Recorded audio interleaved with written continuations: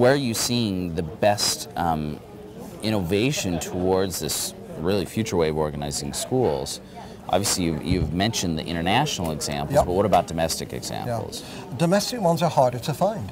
I think it's the very first thing I would say, and I'm not the only one from outside America to say this. Michael Fullan has said exactly the same thing, that there seems to be more wiggle room in other countries. One of the great problems that the United States has got is that in the last 7-8 years, federally, it's been locked, first of all, within No Child Left Behind, with testing, mandated standards, high levels of control at the federal and the state and the district level, often contradictory. Huge instability across the superintendency. So rapid turnover of leadership, and we know that one thing that makes systems very effective is leadership stability and capacity to distribute leadership. If you're not there, you can't distribute it, basically. Right. It's as simple as that. Yeah. And so they are harder to find, but they do exist, and they're often in the most improbable places.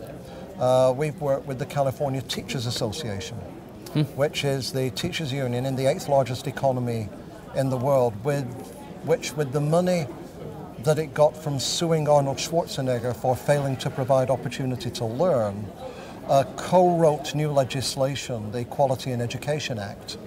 And as a result of that, it is now responsible for turning around almost 500 of the lowest performing schools in California, and has been for the last 2 to 3 years.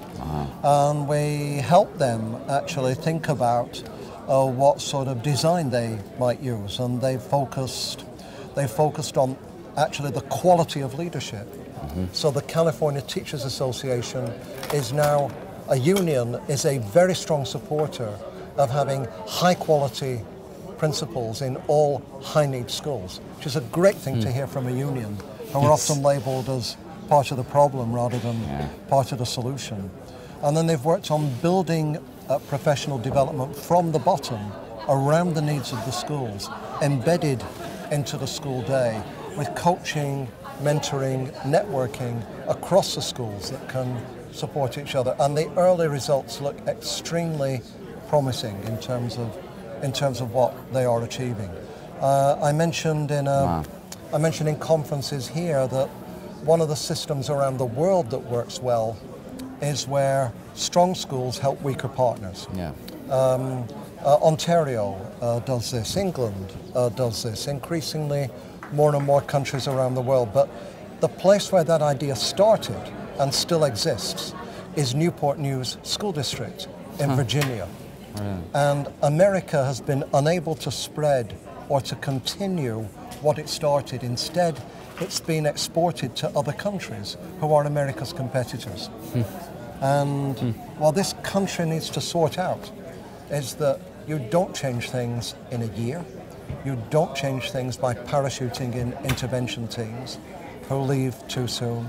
You don't change things by bribery, force, fear, but you change things by simply working out what people need to do, find out who's doing it well, and create architecture, motivation, support for getting the ones who are doing it well to help the ones who aren't. It's very, very simple, but requires a change of mindset. And it's that change of mindset, which is the challenging piece. It is. Especially because we've now gone through several years of using data specifically as the strike point to change mindsets. And so in a sense, correct me if I'm wrong, but you're advocating moving beyond data is the end all, and yet data has become the very tool we're used to. I think data can really help, and I don't think our intuition is always correct. Our intuition is sometimes completely wrong. So I've seen schools that have behavioral incidents, and the teachers will attribute it to one particular group of kids, usually a racial or ethnic minority. Right. And because they remember incidents with those kids.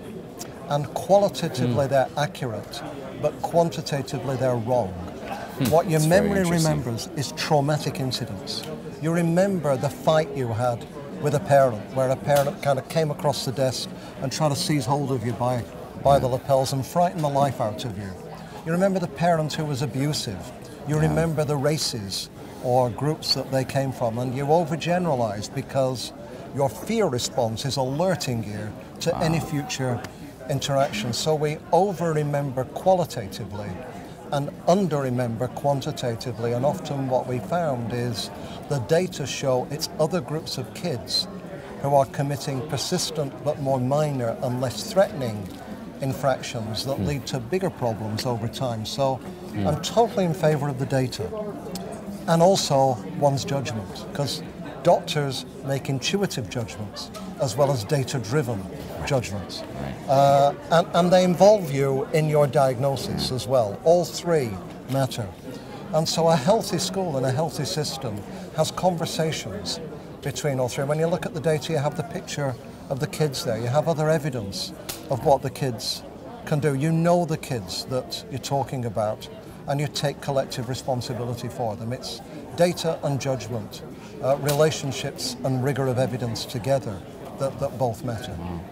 You know, so often when you look at different generations of learning improvement efforts, think of the reading wars. Well, it has to be this, but it has to be this. And am I correct in saying you're saying, no, it's bring them together. It is the intuitive side, and it is the data side. It is, working together really to accelerate learning. So, but people love silver bullets. People are silver bullets. People love silver bullets. Yes. They do. Yeah. There's no question. They're always asking for them. Give me the strategy. Yeah, they do. Well, and what's interesting with that is that the very best schools so deeply own the responsibility of what they're doing with their students that they don't need to look for a silver bullet. You know, I guess going back to what you were saying about responsibility, you know, as we travel around and, you know, and search out these highly successful schools, the sense of ownership of what they do and what they accomplish is so crystal clear with the educators. So let me ask you, because, you know, now we come to this whole massive Common Core standards. You know, and yes, in the U.S., the federal sense of what is happening is very intense now, you know, with Race to the Top, with the innovation grants, with Common Core standards. What would you say about, as schools are going to start implementing these Common Core standards, needs to happen in order to respect, you know, this fourth way? So implementing the Common Core standards. America is a big place. It's not as big as Canada, but it's a big place, and it has more people in it. And many people say America is really 9 countries, not one. Texas has its own anthem.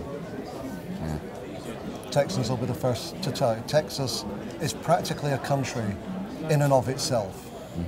I live in New England. New England is more like parts of Canada than the deep south of America is, or the heartland of the Midwest, or the slightly flaky area around Seattle or down in California. It's like different countries. Imagine if somebody said, let's have common standards for Europe, what people would say, because the diversity is almost as great, only the languages differ. And they'd say, well, we think that's, you know, you might want a set of about 7 goals or principles, but actually a set of common standards of what everybody in Europe should learn seems probably a little crazy if you're on a native Indian reserve, or if you have a Mennonite or Amish population, or if you have new immigrants from Puerto Rico, or a historic African American population. Your needs are different. The place you begin from is different. Where you have to meet the child is different. And to have some goals and some discussion and interaction with governors across states, I think is exceedingly important. I think to have a national assessment by sample like NAAP is very important, taken very seriously about where people are over time.